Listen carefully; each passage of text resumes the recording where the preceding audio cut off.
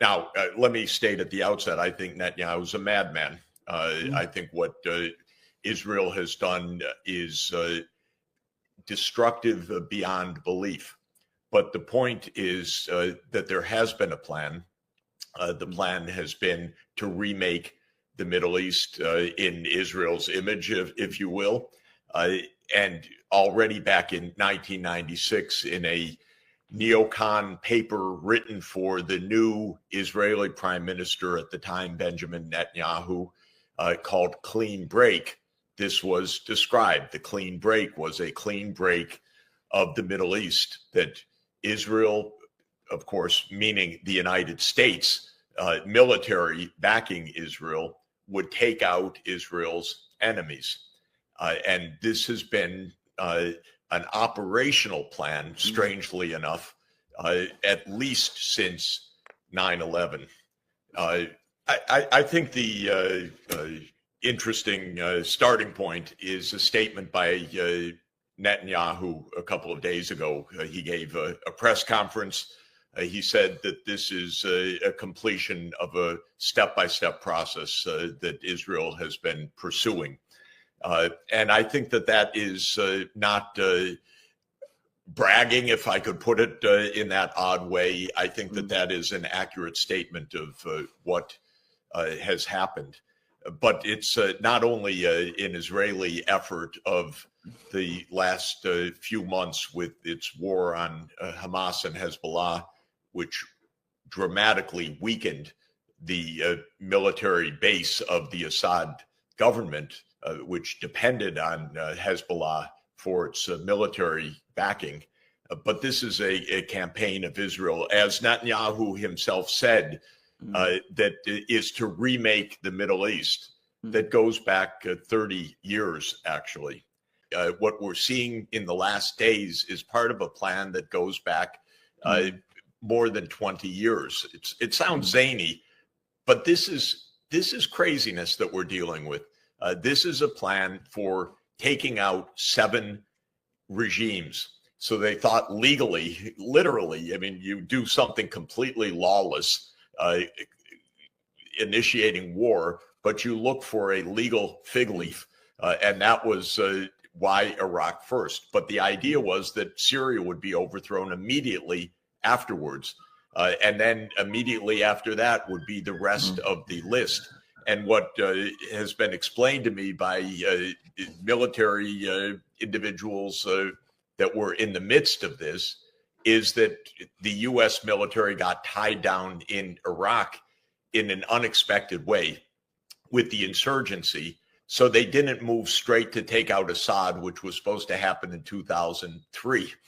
So this is quite interesting. But why do this? And Netanyahu spelled this out in his book in 1996, Fighting Terrorism, and then in a rather remarkable speech that he gave in the United States on September 20th, 2001, just after 9/11. He said, you don't fight terrorists by fighting the terrorists. You fight terrorists by fighting the states that support them. And Netanyahu's idea, backed by the crazy, violent, repulsive neocons, I hope I'm being clear, in the U.S. government, said, yes, we will remake the Middle East by war, one after another. So Hamas and Hezbollah are backed by Saddam Hussein. They're backed by Assad. They're backed by Iran. In fact, it wasn't just the Iranian axis of resistance back then. It was all of these states around Israel that were supporting the Palestinian cause. And if you think about it, of course, Iraq was 2003. The war on Assad started in 2011. Not everyone is aware of Operation Timber Sycamore, but this is the CIA operation to overthrow Assad under Obama. And everyone should understand doesn't matter, Democrats, Republicans, nice people, not nice people. America has one foreign policy of continuity, and it has nothing to do with Democrats and Republicans.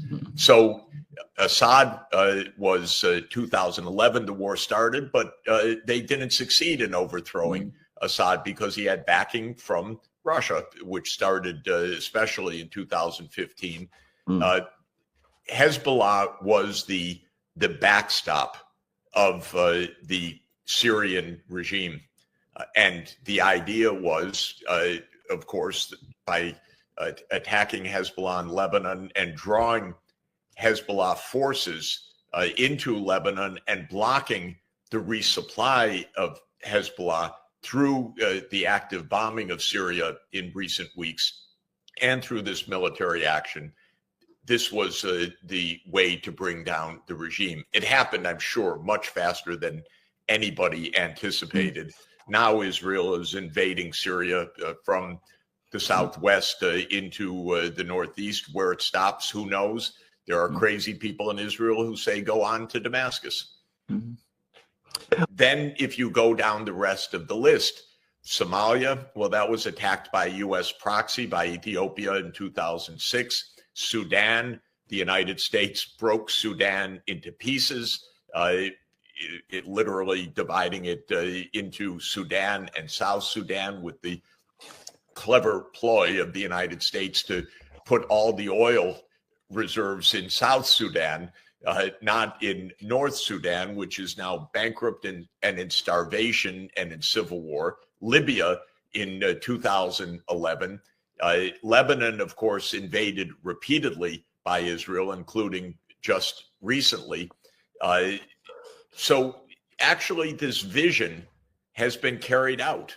And this is what Netanyahu was crowing about a couple of days. We have remade the Middle East. We've done it step by step. So we should have no doubt that this is part of a long-term strategy. Of course, there are cameo appearances by Erdogan.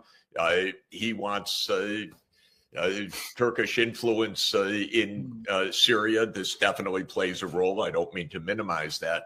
But this is part of a long-standing plan. And the immediate collapse, which none of us saw coming, I don't know anyone that saw this except, I suppose, inside the Israeli intelligence community and no doubt CIA and a few others. So, of course, there could be war between Turkish-backed forces and the United States. There could be easily war between Turkish-backed forces and Israel. That would bring a wider war. There could be a new war with Iran. We don't have clarity on this. The Israel lobby in the United States has been so dominant and so reckless, and Netanyahu is absolutely so profoundly irresponsible, and his government is perhaps even worse than Netanyahu, though that's a little hard to say. But this is a completely extremist government that is absolutely aiming for a wider war. Everything is possible right now in the Middle East. Israel wants wider war. It wants to pull Trump into a wider war. There will be people in his government that want a wider war. There will be people that oppose it. And Netanyahu definitely is angling for a wider war. So, unfortunately, in our world, the decisions of a few people shape the fates of tens or hundreds of millions of people, or even billions of people. And that's the situation that we're in right now. Nobody gets to vote on this. This is a decision of a few people, and they do not behave well very often. Obvious. We are one vote away from a solution that would bring peace to the Middle East. And that one vote is the veto that the United States imposed on having a state of Palestine as a sovereign state alongside Israel on the borders of the 4th of June, 1967, according to international law. The United States has vetoed this on behalf of Israel. This, to my mind, is the root of the conflicts throughout the region. The Netanyahu doctrine is there will never be a Palestinian state. And because of that, there will be resistance to Israel. And because of that, Israel must be at war with every government in the region that supports the Palestinian cause. And this goes back 30 years. And Israel has provoked wars all over the region to try to replace regimes that are behind Palestine and behind Hamas and Hezbollah, who fight for Palestine. And so rather than having peace, we have war. And the United States has gone to war on Israel's behalf repeatedly, to the great detriment of the world, to the great detriment of the United States, and to the great detriment, in my view, of Israel's long-term security as well. This is the basic choice. Do we have peace or do we have expanding war? And the hold of the Israel lobby on American politics has been so strong that the choice has been expanding war in Lebanon, in Syria, in Iraq, in Sudan, in Somalia, in Libya, and if Netanyahu gets his way, in Iran. I think that there are strong reasons that go beyond Syria for the rapprochement of Iran and Saudi Arabia, not the least of which is that each of these two countries actually wants normalcy and economic development. They actually do not want ongoing war. I think Israel and the United States are the main provocateurs in the region. And I think the failure of the diplomacy to establish peace through a state of Palestine alongside the state of Israel is strangely enough, even though that's just one corner of the Middle East, it's the remaining dominant factor for the continued war. And the reason is that Israel remains on a rampage throughout the region, in Lebanon, in Syria, in wanting war with Iran. The immediate determination, it seems, to annex the West Bank. In all of this, Israel is a great destabilizer. And as long as the United States steadfastly backs that destabilization, there cannot be peace in the region. But there is a common interest of Iran and Saudi Arabia in not having this spill into a generalized regional war. And this is the direction it will head if there is a breakdown in that new rapprochement, or if the United States continues to back Israel in its, I think, utterly reckless and destructive vision of the greater Israel, so-called. But what you're saying is not good speculation about the future. It is the historical record. What has happened to every intervention? There is ongoing, nonstop war and division. This is true, of course, in Iraq. It's true, obviously, in Lebanon.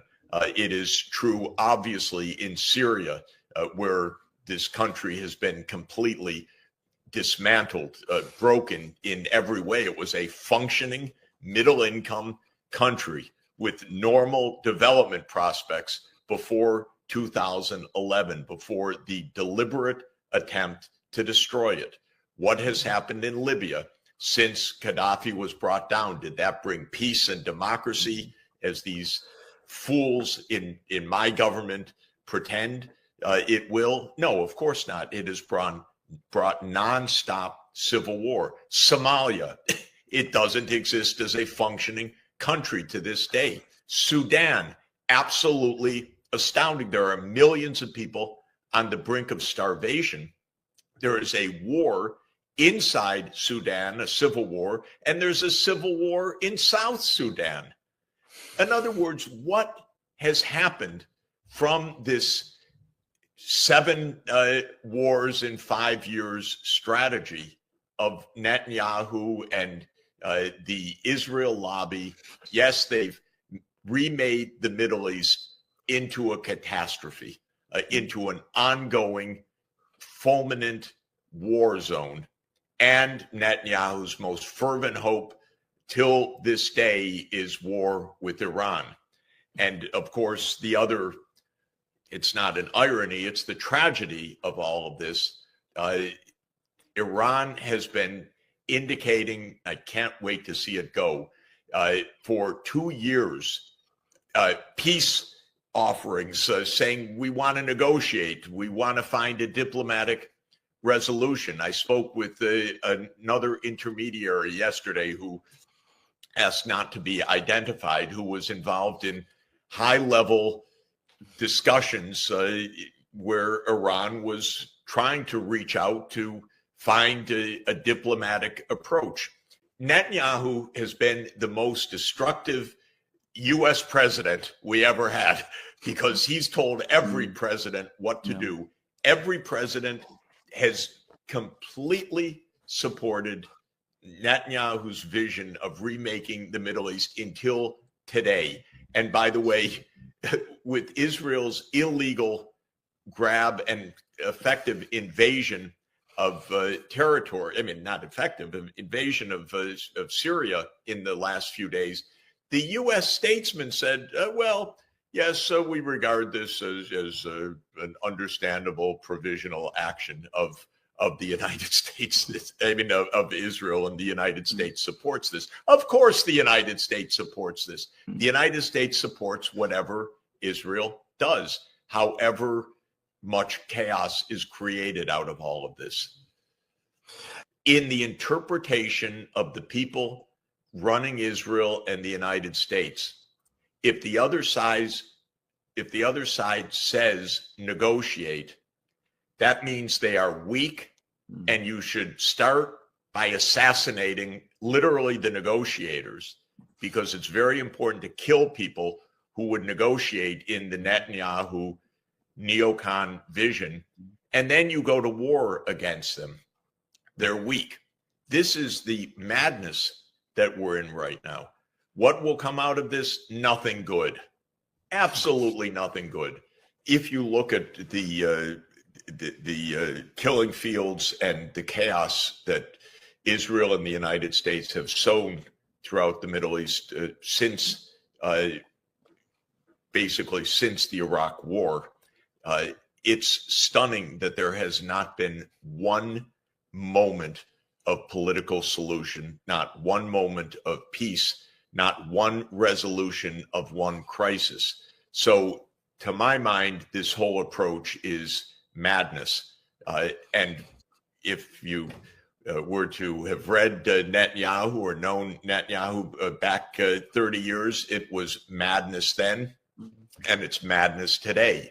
The idea that the jihadist groups that the United States has backed, and of course everybody does understand, I'm sure, listening in, that Al-Qaeda is a U.S. creation, was and always has been and continues to be. So all these, quote, terrorist groups, yes, they're on CIA backing from the start. It's not even, of course, not even a secret. It's thoroughly documented in shelffuls of books. You don't get peace out of this. You don't get a safe border because we brought down the evil Assad regime. You get ongoing war and chaos, and that's already, but that's not going to sit well. That's not a stable environment. Netanyahu already said, this is ours. We're going to claim this. We're never giving this up. This is Israel's whole approach. Whatever we take is ours. And it's up to us to decide what we take more. This is the greater Israel approach. It's completely destabilizing. It's madness. And the things that we've been talking about before are the things that destroy nations and destroy economies. Western hegemony is, let's just say, delusional and a it was always cruel, but it is a dramatic anachronism in our time. The idea, the presumption that the United States in any way should lead the world, this place of 4.1% of the world population, 4.1% should deem itself as the world's leader is of course an absurd delusion at this stage of world history. And yet there are people in Washington who believe in it. And as long as they believe in it, and as long as the U.S. is investing more than $1 trillion a year in its war machine, these risks remain absolutely dramatic. I'm a very big fan of the Belt and Road Initiative because it is an initiative of connective infrastructure, roads, fast rail, power, 5G digital. These are the things that make an economy function properly. They are peaceful, they are cooperative, they bring nations together. I think the BRICS is aiming for a peaceful, multipolar world.